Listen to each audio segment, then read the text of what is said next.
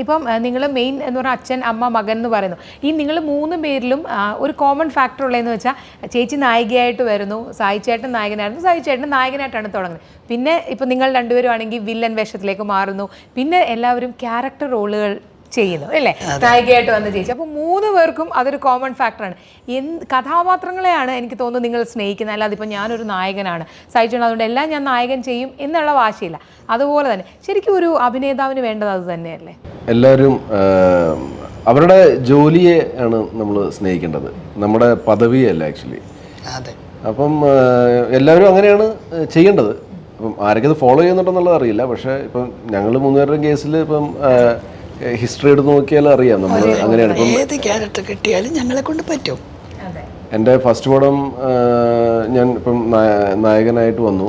എൻ്റെ സെക്കൻഡ് പടത്തിൽ ഞാൻ 3 സീനിലാണ് അഭിനയിച്ചത്. സപ്പോർട്ടിംഗ് റോൾ ലയൺ എന്ന് പറയുന്ന സിനിമയിൽ ജോഷി സാറിൻ്റെ ലയണാണ്. പക്ഷെ അത് ശ്രദ്ധിക്കപ്പെടുന്ന കഥാപാത്രമാണല്ലോ നമ്മൾ. അല്ല അതൊക്കെ ഞങ്ങളുടെ സപ്പോർട്ടിംഗ് റോൾ ആണല്ലോ, അതൊരു മുഴുനീള സപ്പോർട്ടിംഗ് റോൾ അല്ല. 3 സീനിലേ ഉള്ളൂ. 3-ാം സീനിൽ ഞാൻ ഡെഡ് ബോഡിയാണ്. ഓക്കെ, 2 സീനകത്ത് ഞാൻ ജീവിച്ചിരിപ്പുള്ളൂ, 3-ാം സീനിൽ പോയി ഞാൻ. അപ്പം ഞാനിപ്പോൾ ഒരു 2-3 പടങ്ങൾ നായകനായിട്ട് ചെയ്തിട്ട് ഇത് ചെയ്തിരുന്നെങ്കിൽ ചിലപ്പം എൻ്റെ ഈ ആറ്റിറ്റ്യൂഡ് ചിലപ്പോൾ ആൾക്കാർക്ക് മനസ്സിലാവില്ല. അത് മറ്റേ 3 പടം ഓടാത്തതുകൊണ്ട്.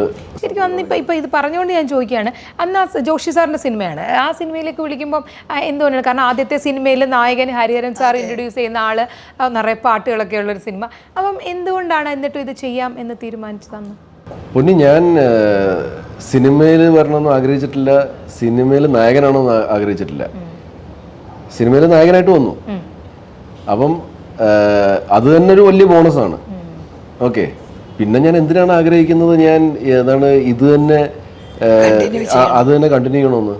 ഈ മയൂഖത്തിൻ്റെ സമയത്ത് എനിക്ക് almost you won't believe 40 offers വന്നായിരുന്നു എനിക്ക്, 40 ഓഫറുകൾ ലീഡ് റോളിൽ.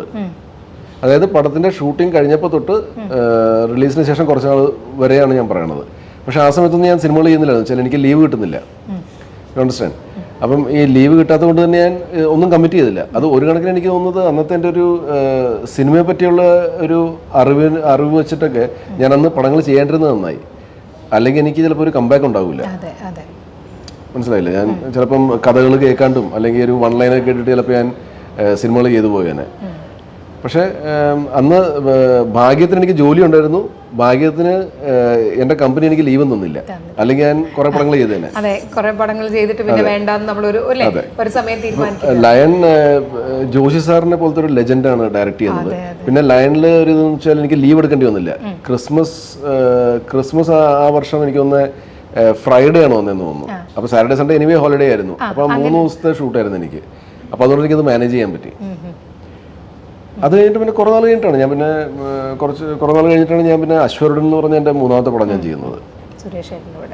അപ്പോൾ അതുകൊണ്ട് ഒരിക്കലും നായകൻ എന്നുള്ള ഒരു സംഭവമൊന്നുമില്ല. ഞാനിതിനെ ഒരു ആക്ടിങ് ജോലിയായിട്ടാണ് ഞാൻ കണ്ടിരുന്നത്.